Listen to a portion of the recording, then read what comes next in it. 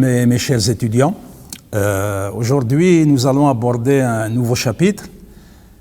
Il s'agit des aberrations chromosomiques. Donc nous allons étudier un ensemble de situations normales et anormales concernant la structure, l'organisation des chromosomes. Le chapitre aberration ou bien anomalie, nous allons le scinder en 3 parties. La première que je vais présenter tout de suite sera consacrée aux généralités, notamment comment établir un karyotype, dans quel but établir le karyotype, et une fois qu'il est établi, on va voir la structure individualisée des chromosomes et la structure d'un chromosome typique, comment il est organisé. Quand on parle de karyotype, on parle de l'ensemble des chromosomes étalés et individualisés. L'une des premières questions qui se pose concernant l'établissement d'un karyotype est pourquoi et même comment établir un karyotype. On établit ce karyotype dans le but, par exemple, de connaître le sexe du fœtus d'une façon précoce, bien avant qu'il ne soit visible par échographie. On l'établit aussi dans le but d'évaluer les risques de maladies génétiques, des maladies héréditaires, et dans le but d'offrir des conseils génétiques à de potentiels nouveaux parents, donc qui voudraient avoir des enfants, mais qui éventuellement suspectent la présence de maladies au niveau de leur famille respective, donc pour les 2 parents. Lorsque on a envie d'établir un karyotype dans le but particulier de la connaissance du fœtus et des maladies héréditaires notamment, on fait un prélèvement amniotique. C'est ce qu'on appelle en général l'amniosynthèse, ou bien on fait tout simplement une ponction lombaire et on prend un petit peu de liquide amniotique, ce liquide qui entoure le fœtus, et dans ce liquide, il y a de fortes chances, bien sûr, de prendre et du liquide et des cellules appartenant au fœtus.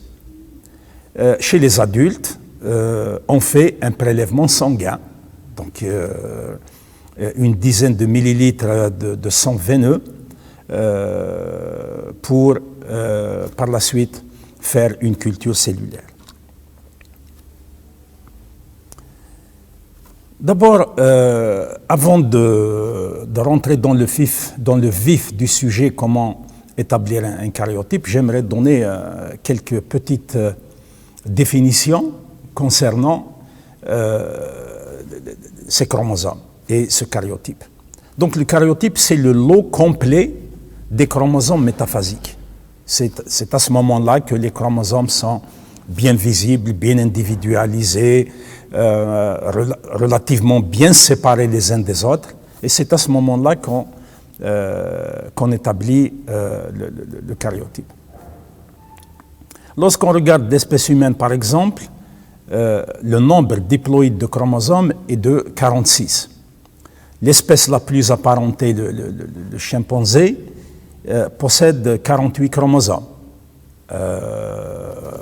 Par contre, chez le petit pois, sur lequel a longuement travaillé Mendel, il y a 14 chromosomes. Concernant leur taille, on va voir qu'ils sont organisés du plus grand au plus petit. Dans le cas toujours de l'espèce humaine, le chromosome numéro 1, c'est le plus grand, et le chromosome 21, c'est le plus petit. L'appellation des chromosomes et la structuration des chromosomes, leur classification, elle se fait suivant cette taille et la position du centromère. La taille, donc on va voir qu'il y a des chromosomes de grande taille, des chromosomes de taille moyennement grande, des chromosomes de taille intermédiaire, mais aussi des chromosomes de petite taille. Le centromère, je le disais il y a quelques secondes, le centromère fait partie de cette classification. Nous avons des chromosomes télocentriques lorsque le centromère est poussé vers l'extrémité. Nous avons le chromosome de type acrocentrique. Le centromère est complètement décalé vers l'extrémité. Et le chromosome métacentrique, lorsque le centromère est positionné au milieu. Nous avons aussi des situations intermédiaires, notamment le chromosome submétacentrique. Alors, il n'est pas métacentrique, mais il n'est pas non plus télocentrique ou acrocentrique. Le centromère est légèrement décalé du milieu. Donc, il n'est pas au milieu pour qu'il s'appelle métacentrique, mais il est légèrement décalé. L'établissement d'un karyotype nécessite donc quand même un savoir-faire. Nous pouvons donc prendre du sang veineux que l'on centrifuge par la suite pour séparer les érythrocytes ou bien les globules rouges qui sont dépourvus de noyaux, donc qui ne sont pas utilisés ou bien utilisables pour l'établissement de karyotypes. Donc l'idée c'est de rassembler les globules blancs, notamment les lymphocytes, qui sont les plus gros, les plus intéressants, avec un gros noyau, avec une quantité d'ADN bien visible lorsque les chromosomes sont séparés. À partir de là, lorsque nous avons isolé les globules blancs, nous passons à la mise en culture pendant 72 heures, à 37 degrés bien entendu. Cette culture de cellules pendant 72 heures, donc 3 jours, va donner la possibilité aux quelques cellules, parce qu'il n'y en a pas beaucoup, de se diviser et permettre, par cette méthode qui consiste en la culture des cellules pendant 72 heures, d'arriver en métaphase. Donc le gros des cellules, en se divisant, vont arriver en métaphase. Je le signalais il y a un moment, la volonté de prendre des cellules en métaphase est liée au fait que c'est là que les chromosomes sont les plus visibles et les plus épais. Une fois que nous sommes en métaphase, on agit avec un agent antimitotique qui est la colchicine. La colchicine a pour rôle de bloquer la mitose. Donc les cellules qui sont arrivées en métaphase vont être bloquées dans ce stade. Il n'y aura plus de migration des chromosomes, il n'y aura plus d'étirement des microtubules qui consiste en gros le fuseau mitotique. Donc les chromosomes vont stagner au niveau de la plaque équatoriale. À partir de là, on peut aussi agir d'une façon intermédiaire, soit passer directement au choc hypotonique, soit séparer les cellules. Lorsqu'on ajoute cette étape intermédiaire de séparation des cellules, on augmente nos chances de ne pas mélanger les chromosomes appartenant à deux cellules différentes. Le choc hypotonique, il a pour rôle de faire gonfler les cellules et de les faire exploser. Là aussi, il va falloir faire attention avec ce choc hypotonique parce que si le choc hypotonique est faible, les débris cellulaires, les débris membranaires ne vont pas se dissocier des chromosomes, c'est-à-dire la cellule ne sera pas lysée convenablement. Si par contre, le choc hypotonique est trop flagrant, n'est-ce pas? Lors de son explosion, lors de sa lyse, les chromosomes d'une cellule risquent de se mélanger aux chromosomes d'une autre cellule et donc va donner de faux résultats, bien entendu. Une fois que le choc hypotonique est réalisé et que les cellules ont été lysées et leur contenu exposé, nous allons passer à l'étape de fixation des cellules et de les mettre donc sur les lames, puis coloration, puis la lamelle, ajouter la lamelle et passer à l'observation. Toutes ces étapes représentent des étapes cruciales. Chacune d'elles doit être menée avec patience et dextérité, parce qu'il y va de la proposition d'un diagnostic parfois qui va aller vers un chromosome en plus ou un chromosome en moins, et donc c'est quelque chose quand même de très très sérieux, donc il faut prendre avec beaucoup de précautions. La photographie qu'on va avoir est approximativement celle-ci. On verra des silhouettes de chromosomes relativement bien séparés lorsque la technique a bien fonctionné. Et une fois que nous avons tous ces chromosomes, on les découpe les uns après les autres et on les organise en paires suivant leur taille décroissante, du plus grand au plus petit. Et c'est ce que représente cette photographie ici. Donc c'est le karyotype. Le karyotype est établi une fois que les chromosomes sont bien arrangés en paires. Voici une photographie d'étalement de chromosomes. Vous pouvez voir ici que les chromosomes sont étalés d'une façon aléatoire et donc ils ne sont pas organisés en paires, puisque le choc hypotonique permet de séparer les chromosomes et de les rendre individualisés et bien visibles. Voici maintenant un karyotype humain standard. Standard, ça veut dire sans coloration.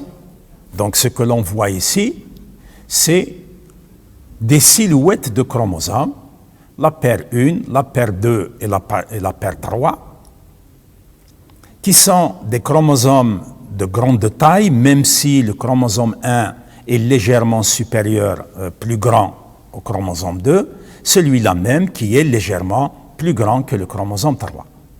Mais ces trois paires de chromosomes étant les plus grandes, elles se singularisent par leur taille, elles sont classées dans la catégorie A. Ce sont des chromosomes métacentriques, comme vous pouvez le constater. Nous avons le chromosome, les chromosomes ou bien les paires chromosomiques 4 et 5, ainsi que le X. Vous voyez que le X, il est beaucoup plus grand que le Y. Voilà. Donc le X est classé dans la catégorie B. Certains le mettent dans la catégorie C aussi. Hein. Donc ce n'est pas vraiment extraordinaire de le trouver aussi bien dans la catégorie B que dans la catégorie C. Mais toujours est-il que même si vous avez une classification à B pour 4 et 5, ou bien une classification à C pour un nombre beaucoup plus grand de chromosomes, regardez ici, de 6 jusqu'à 12, on constatera, mais il faut le signaler bien entendu, que le chromosome 6 est beaucoup plus grand que le chromosome 12. Voilà, c'est aussi, même à l'intérieur du groupe, les chromosomes sont organisés du plus grand au plus petit, même si vous pouvez constater ici que plus on avance du 6 vers le 12, la caractéristique métacentrique est visible. Et métacentrique, submétacentrique, et quand on arrive au chromosome 12, on a l'impression qu'on est vers acrocentrique. Et nous avons aussi 3 paires de chromosomes dans la catégorie D, 3 paires de chromosomes dans la catégorie E, 2 paires de chromosomes dans la catégorie F et 2 paires de chromosomes plus le Y dans la catégorie G. Ce qu'il faut signaler ici, c'est que ces chromosomes, regardez bien, ne possèdent presque pas de bras courts. Hein. Ici, par exemple, ici, ça c'est le bras court et ça c'est le bras long. On va détailler cette fragmentation dans un moment. Donc, ils ont presque uniquement des bras longs. Le centromère est positionné complètement vers l'extrémité. Et à la place d'un bras court, ils ont ce qu'on appelle des satellites. Par contre, les autres chromosomes, ici, celui-là, il ressemble à cette catégorie, mais il a un bras court. Voici donc un karyotype humain standard normal d'un mâle, d'un garçon, avec un chromosome sexuel X et un chromosome sexuel Y. Voici une classification de ces chromosomes, donc suivant le groupe et le nombre, le numéro des chromosomes, et surtout ce qu'on appelle l'index centromérique, le rapport du chromosome, le rapport du bras long par rapport au bras court. Vous pouvez voir ici, pour le chromosome 1 par exemple, le centromère est réellement au milieu. Pour le chromosome 2, il est presque au milieu. Pour le chromosome 3, il est plutôt au milieu. Pour les chromosomes 4 et 5, il est submétacentrique. J'ai évoqué cette situation lorsque le centromère est relativement décalé. Et bien entendu, ce n'est pas la même chose d'avoir ces situations que nous avons ici que des situations de submétacentrique que nous avons ici.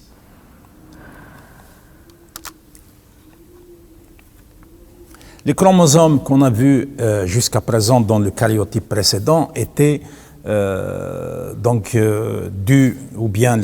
étaient le résultat d'une coloration standard, c'est-à-dire vraiment pas de coloration, et on voit des silhouettes sombres de chromosomes. Cette technique standard permet de compter les chromosomes. Elle permet de voir s'il y a une anomalie de nombre. Elle est facile à déceler. Elle permet de voir s'il y a une anomalie de structure aberrante, c'est-à-dire une grosse délétion. Mais elle ne permet pas de détecter des anomalies fines, des inversions, des translocations, des délétions qui touchent une toute petite partie du chromosome. C'est ainsi qu'on fait appel à la technique des bandes. Donc ici, les chromosomes sont colorés. Ils sont colorés et on voit à travers la coloration des bandes sombres et des bandes ou bien des interbandes claires. Cette distribution de bandes et d'interbandes est spécifique du chromosome. On ne trouve pas deux chromosomes différents avec la même distribution des bandes. Donc à chaque fois qu'il y a un chromosome normal par exemple, nous trouverons une certaine distribution de ces bandes. Dès qu'il y a un changement, on pourra éventuellement dire qu'il s'agit d'une anomalie. Voici un karyotype humain à bande, comme vous pouvez le constater, il est différent de celui-là. Il est différent du karyotype humain standard. Encore une fois, on voit tout en sombre, tout en noir. Et voici donc un karyotype humain bandé ou bien à bande, dans lequel on voit pour chaque chromosome une distribution bien particulière de ces bandes. Regardez, pour cette paire, par exemple, vous avez cette bande ici et une bande en face pour le chromosome homologue. Nous avons une interbande en blanc. Voici l'interbande en blanc. Nous avons une deuxième bande, une troisième bande, une quatrième bande. Les voilà, une deuxième, une troisième et une quatrième bande. Et on peut regarder avec détail l'ensemble de ces paires de chromosomes. On trouvera qu'à chaque fois, les bandes sont reflétées à des positions bien particulières suivant la coloration, suivant le type de coloration. Et il faut avouer, bien entendu, qu'il y a beaucoup de colorations et chaque coloration peut colorer des régions de chromosomes. Voici un karyotype. Ici, il ne s'agit pas d'une photographie réelle, mais d'un dessin pour mieux illustrer les bandes et les interbandes. On s'attardera au chromosome 1, donc encore une fois, c'est le plus visible, c'est le plus grand, il possède le plus de bandes et d'interbandes aux côtés du chromosome 2, bien entendu. Hein, ils sont presque équivalents. Avec le chromosome 1, qui est un chromosome parfait en termes de situation de position du centromère. C'est un métacentrique réel. Et le chromosome 2, lui, il est légèrement submétacentrique, alors que le chromosome 3 est plutôt métacentrique parfait. Donc ça dépend de la situation des chromosomes. Dans la plupart des cas, vous pouvez le constater ici, et ici, et ici, le centromère est légèrement décalé, ce qui fait que la plupart des chromosomes ne sont ni métacentriques, ni télocentriques ou acrocentriques, mais ils sont plutôt submétacentriques. Encore une fois, on peut admirer ici donc le positionnement des bandes et des interbandes à chaque fois, et à chaque fois qu'il y a un changement, on pourra l'assimiler à des modifications intrachromosomiques. Donc il ne s'agit pas ici de chercher les anomalies de nombre, puisque on peut faire ça dans d'autres situations. Les karyotypes à bandes sont préférés lorsque nous voulons chercher des anomalies fines, notamment donc, et on arrivera les inversions, les délétions et les translocations.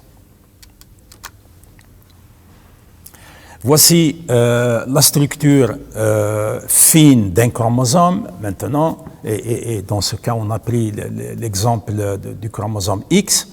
Vous pouvez le constater que c'est un grand chromosome submétacentrique avec le centromère qui est bien visible à une position dans laquelle on voit deux bras, un bras court qui est désigné P et un bras long qui est désigné Q.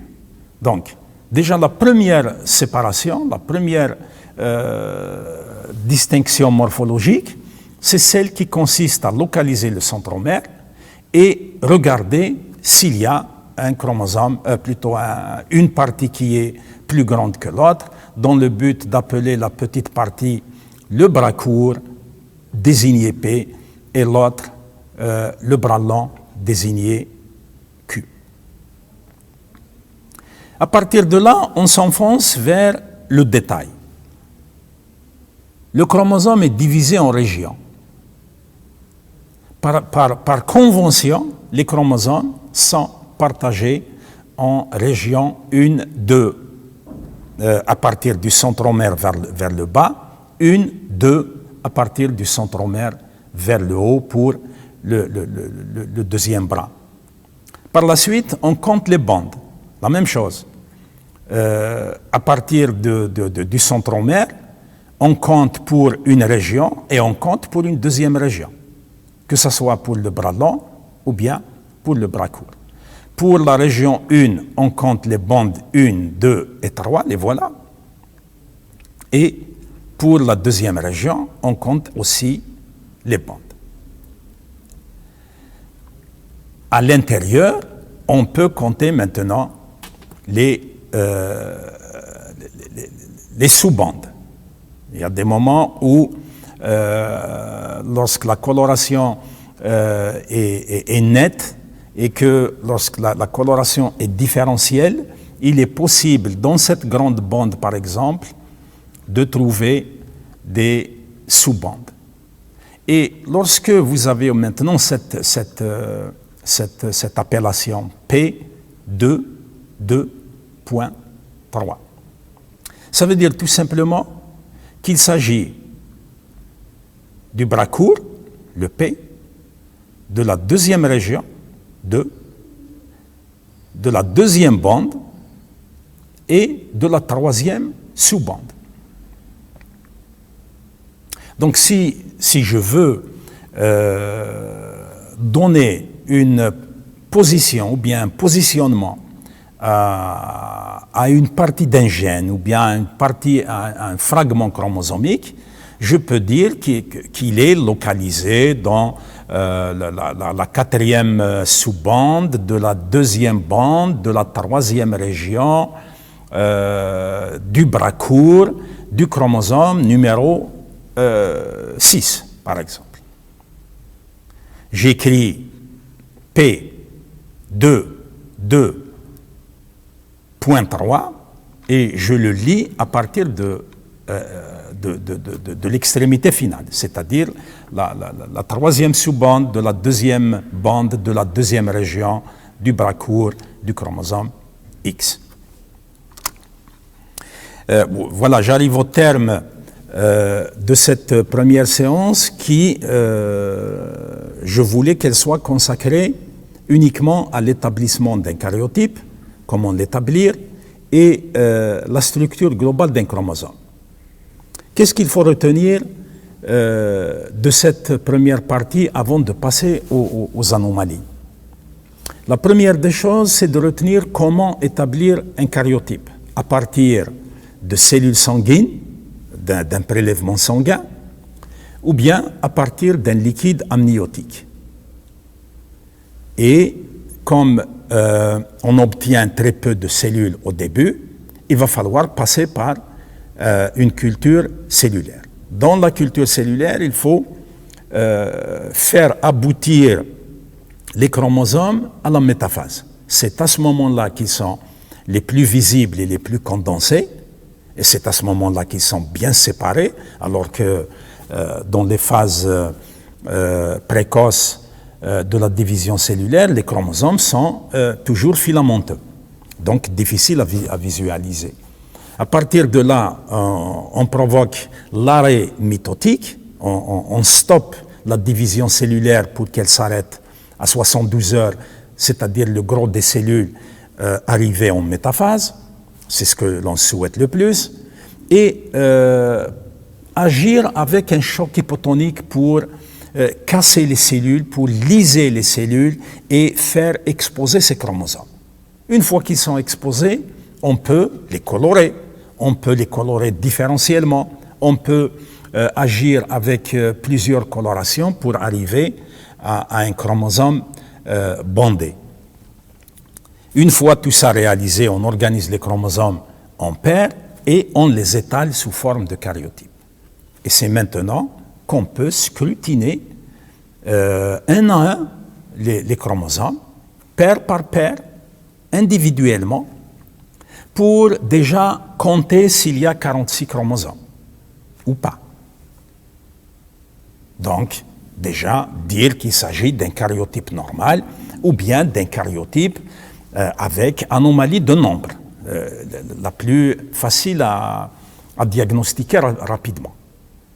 Et puis déterminer le sexe s'il s'agit d'un fœtus et que l'opération est menée dans le but de déterminer le sexe. Par la suite, essayer de voir la structure fine d'un chromosome normal pour mieux comprendre par la suite le chromosome anormal. Voilà, je vous remercie pour votre attention et dans la séance prochaine, nous allons aborder les anomalies chromosomiques.